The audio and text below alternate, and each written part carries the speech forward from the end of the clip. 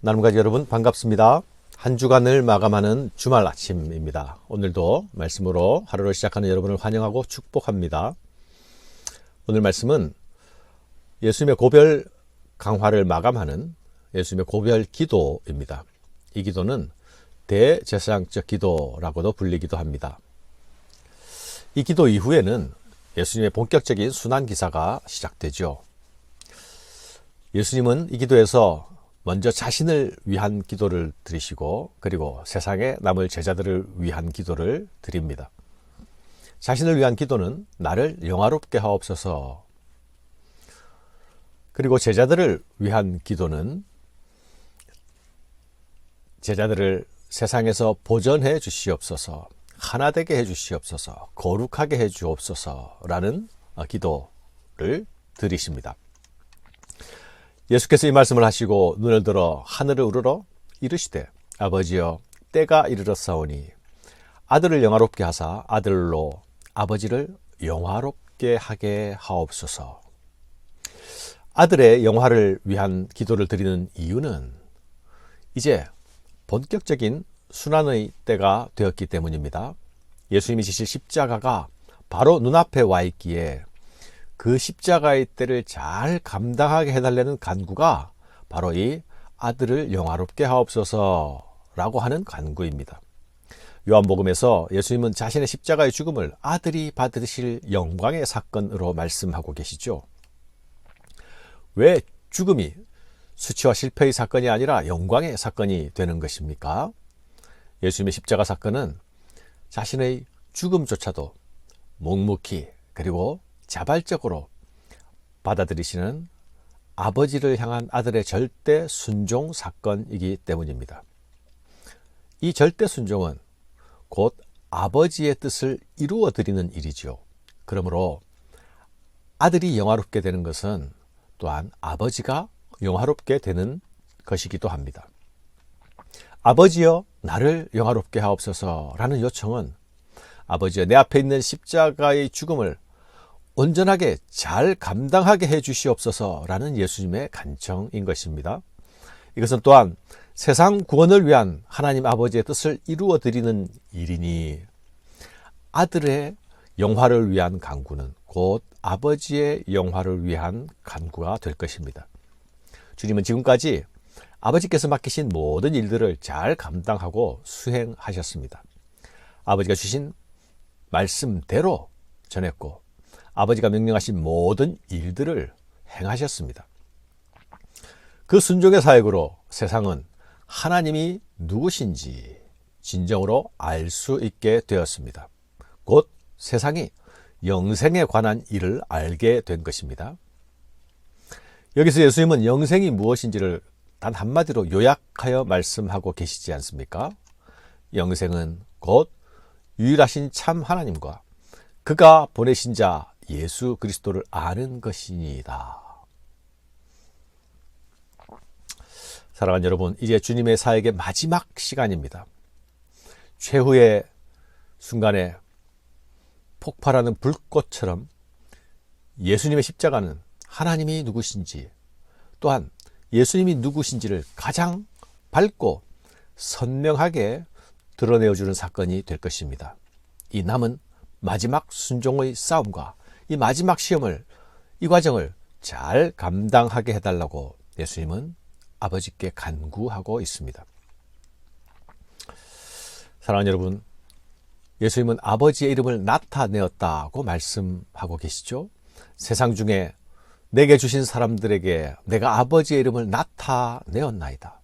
그들은 아버지의 것이었는데 내게 주셨으며 그들은 아버지의 말씀을 지키었나이다. 예수님은 하나님께서 자신에게 맡기신 영혼들에게 오직 아버지만 드러내셨습니다. 그들이 아버지 말씀을 지키게 하는 그 일에만 전념하셨습니다. 그들이 오직 아버지의 것이 될 때만 예수님의 것도 될 수 있었기 때문입니다. 예수님의 그 사랑의 순종과 절대 순종 속에서 아버지를 아는 생명이 나왔습니다. 영생이 나온 것입니다.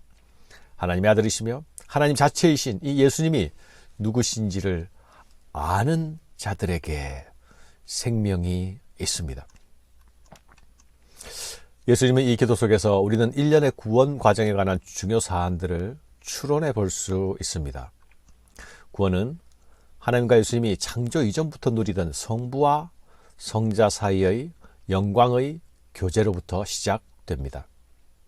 창조 이후 타락한 인생은 죄로 인해서 하나님과의 관계가 끊어져서 영생을 누릴 수 없는 상태가 되었습니다. 하나님은 이들의 구원을 위해서 예수님을 보내시고 예수님은 보냄받은 자로서의 사명을 충실하게 수행하셨습니다. 그 순종의 핵심이 십자가 사건입니다. 예수님은 십자가와 부활로 잃었던 원래의 영광을 회복하십니다. 하나님의 이 모든 구원 계획을 완성하심으로써 궁극적으로 영광을 받으실 것입니다. 이 모든 구원의 목적은 사람들이 하나님과 예수님과의 관계 안으로 다시 들어가 그 안에서 그분 안에서 사는 것입니다. 하나님은 이 모든 과정을 통해 자신의 영광을 받으실 것입니다. 그래서 바울은 에베소서 1장에서 우리의 구원을 설명하면서 그리스도 안에서 그의 영광의 찬송이 되게 하려 하심이라 라고 말합니다. 이는 우리가 그리스도 안에서 전부터 바라던 그의 영광의 찬송이 되게 하려 하심이라. 예수님은 세상에 남을 제자들을 위해서 간구하십니다.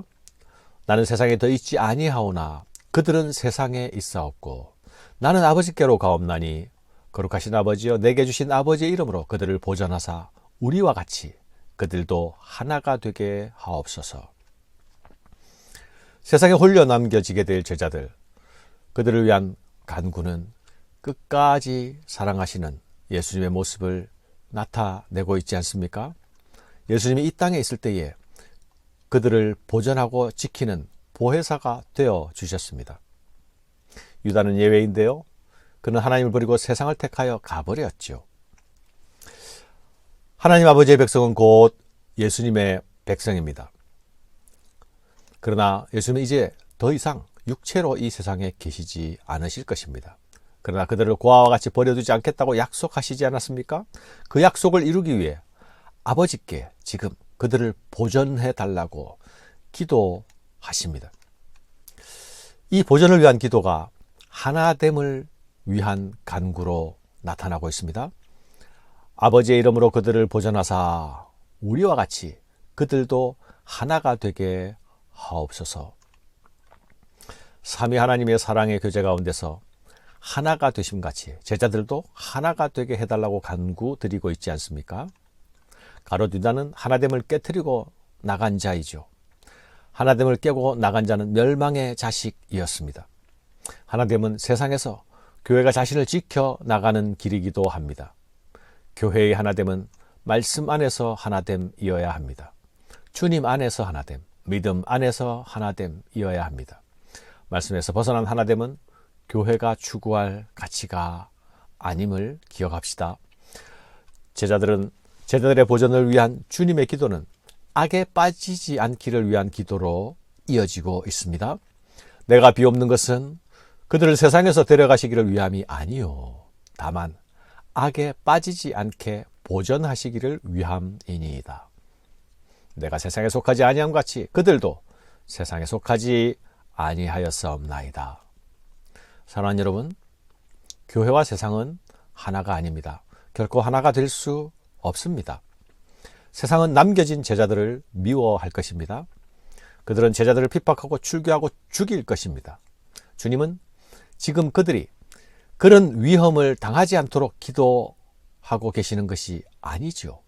그런 위험 속에서도 믿음을 지킬 수 있도록 기도하고 계십니다.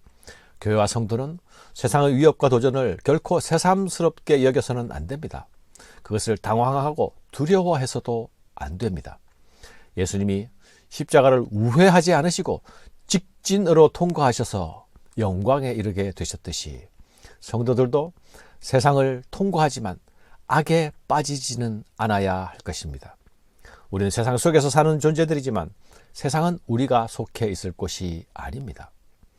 주님께서 이 일을 위해 기도하신 것처럼 우리도 세상 속에서 악에 빠지지 않고 거룩한 백성으로 살기 위해 오늘도 도우시는 하나님의 은혜를 간구하며 나아가야 하겠습니다. 감사합니다.